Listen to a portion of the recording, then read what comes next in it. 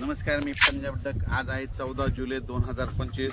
तर राज्यातल्या सर्वप्रथम शेतकऱ्याला सांगू इच्छितो की राज्यामध्ये आज 14 आणि 15 म्हणजे बऱ्याच ठिकाणी भाग बदलत पाऊस पडणार आहे, म्हणून हा अंदाज लक्षात घ्यायचा।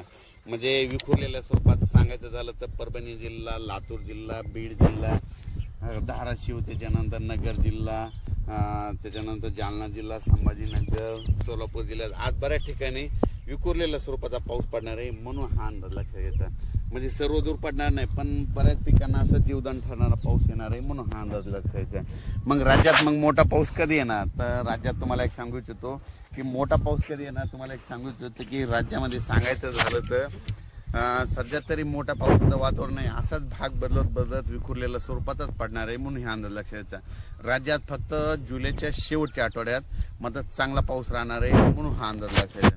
म्हणजे सांगायचं तर जुलैच्या शेवटच्या आठवड्यात म्हणजे हा पाऊस राहणार आहे। शेवटच्या आठवड्यात चांगला पाऊस, मग ते वाहनी वडे नाले वाहणारा पाऊस जुलैच्या शेवटच्या आठवड्यात पाऊस येणार आहे, म्हणून हा अंदाज लक्षात घ्यायचा। पण राज्यात सध्या तरी मात्र पूर्व विदर्भ झालं, पश्चिमी विदर्भ झालं, दक्षिण महाराष्ट्र, उत्तर महाराष्ट्र, कोकण पट्टी, खानदेश सर्व दूर असं उडे नाले वाहतील तसा पाऊस नाही। फक्त आज मात्र 14 आणि 15 जुलैच्या दरम्यान मात्र दुपारी 3च्या नंतर बऱ्याच ठिकाणी पाऊस पडायला दिसेल, भाग बदलत पर्सनल काहीला सोडून देईल, कुठं पडेल कुठं नाही, म्हणून हे लक्षात येतं।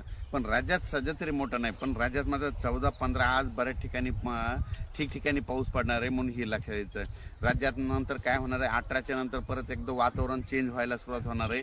18च्या नंतर काय होणार आहे, मग हे नांदेड जिल्हा झालं, लातूर जिल्हा झालं, अक्कलकोट, सोलापूर, उदगीर, निलंगा ह्या शेतकऱ्याचं काय झालं, पाऊस नसल्यामुळे त्यांचे सोयाबीन थोडं सुकत येतं। त्यांना सांगू इच्छितो की 18च्या नंतर तुमचं नांदेड झालं, धर्माबाद झालं, बिलोली झालं, नायगाव, त्याच्यानंतर इकडं त्याच्यानंतर जळकोट, त्याच्यानंतर अक्कलकोट ह्या भागामध्ये मग 18-19 पासून जरा चांगलं तुमच्याकडं पाऊस पडणार आहे। कारण की काय होणार आहे, 18च्या नंतर तेलंगणा, आंध्र प्रदेश, तामिळनाडू, कर्नाटक तिकडे पाऊस पडत राहिल्यामुळं आपल्या महाराष्ट्राच्या सीमालगत ह्या पट्ट्यामध्ये पाऊस येणार आहे, म्हणून त्यांच्यासाठी म्हणजे लातूर जिल्ह्यातल्या त्या बॉर्डरच्या शेतकऱ्यांसाठी आनंदाची बातमी।